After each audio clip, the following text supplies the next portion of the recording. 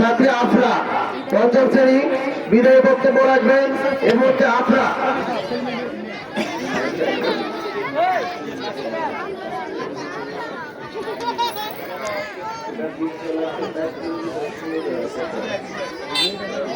Good morning. Welcome to the Honorable Chairman, Chief Guest, Special Guest, respected head teachers and other teachers, sweet juniors and my lovely classmates and other audience. I am Afra. I am in class 5. Today our farewell party and it is the last day of our school. Our school gave us precious memories that are truly priceless.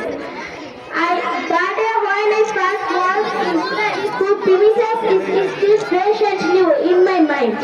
Moreover, that feeling of intense excitement will be unmatchable. The final school bell signaling the end of the day was even more exciting. Now, of course, all of that will be left behind.